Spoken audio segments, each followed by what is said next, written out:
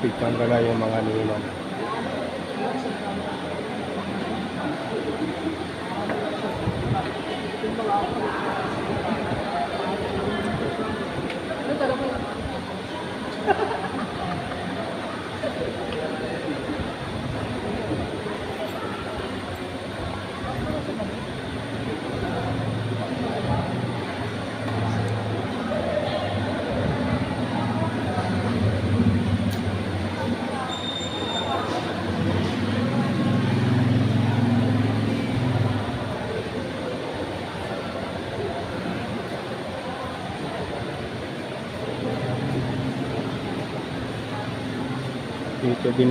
Dito Binyagan sa may Morning Breeze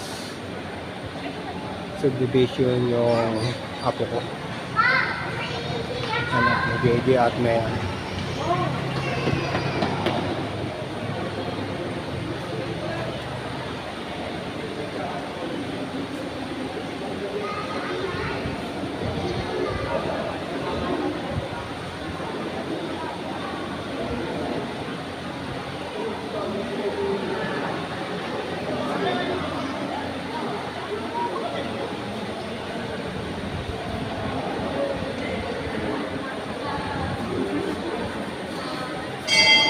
May poging bata o malusog. Kasi kayo po,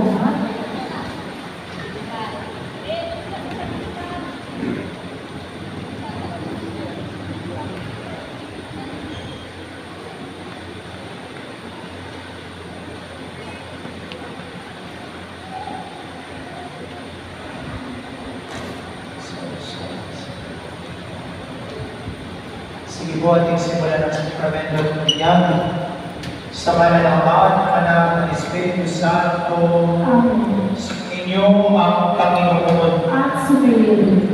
Mga magulang, mga liwanina, ano ang hinihiling ninyo para sa mga batang ito?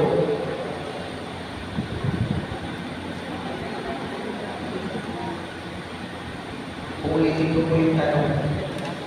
Mga magulang, mga liwanina, ano ang hinihiling ninyo para sa mga batang ito?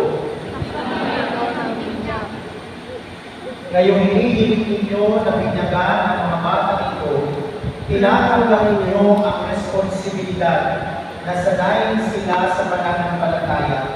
Katungkulan ninyo ang panakayin sila sa kautusan ng Diyos gaya ng tinuro ni Kristo sa pamamagitan ng pagmamahal sa Diyos at sa kapwa. Mga magulang, naiintindihan ba ninyo ang inyong ginagawang hakbangin?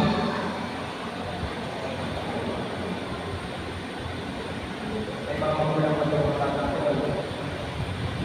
Mga linumantina, nakahanda ba kayong tumulong sa mga magulang na akayin ng inyong mga inaanak sa pananampalataya? Bilang tinatawag sa bayan ng Kristiyano, ikinagagalak ang tanggapin ng inyong mga anak sa pamamagitan ng pagtutulong sa kanilang buo.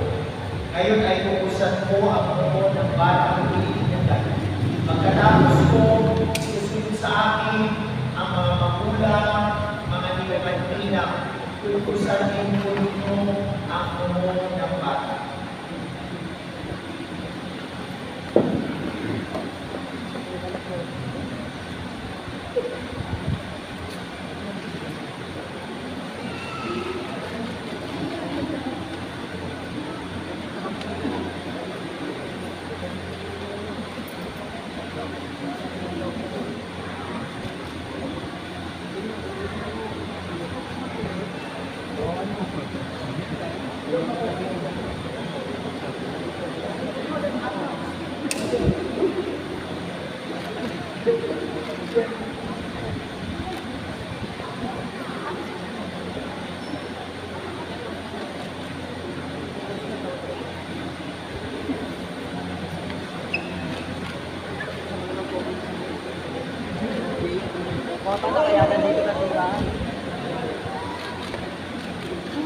Si William Ayong TV, isa sa mga ninong.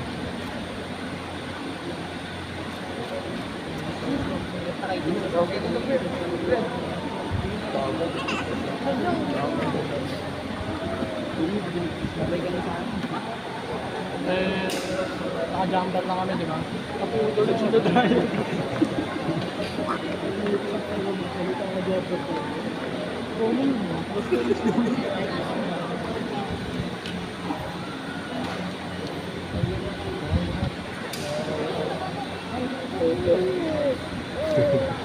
Ang saya, bebe.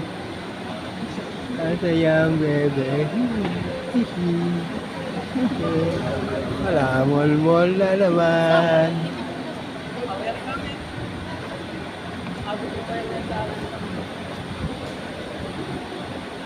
Aleluya, aleluya. Ako siyang daan ng katotohanan at Yung apo ko siya mo wala yan. nakakapaglalapit sa Sama sa vlog. sa pamamagitan. Ayaw mag-asawa. Aleluya, aleluya. Charis. Sumainyo ang Panginoon.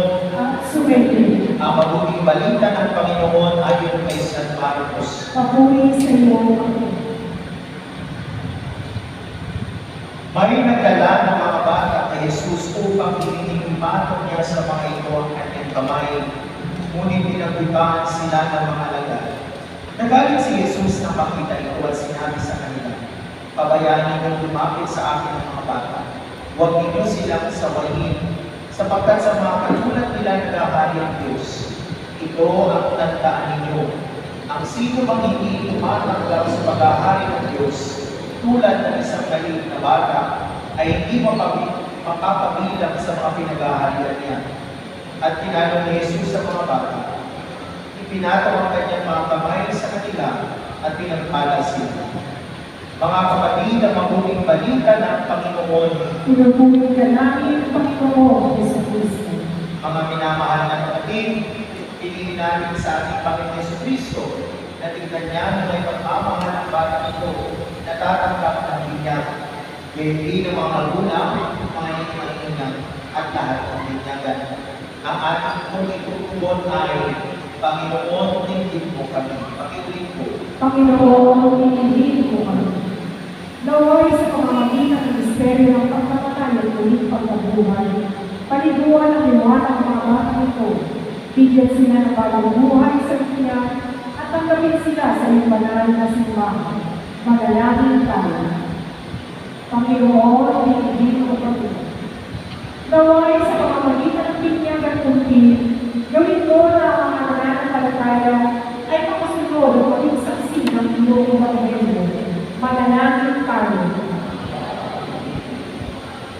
Naway makain sila sa banal na buhay na pinaghahakihan ng Diyos na may kagalaan. Manalangin tayo.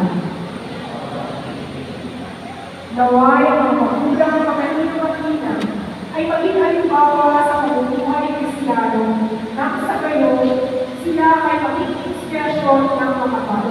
Manalangin tayo. Ama namin mga pangyarihan, kusang lugang nagmahal sa amin, kaya sinuko ang iyong anak, upang kami nasadlang sa kaningin ng sala, ay makakibyan ng laya. Sa tandaan ng krus na banal, lobin mo na ang mga batang bibigyan ay maging malaya, sa pagkaalipin ng bunga ng pagsuway ng nilikamo mo ng tao. Luguban nawa sila ng banal na Espiritu, upang sila ay mapuspos ng diwa ng muling pagkabuhay ng iyong anak. Inihiling namin ito sa pamamagitan ni Kristo na kasama ng Espiritu Santo magpa sa walang hanggan. Amen.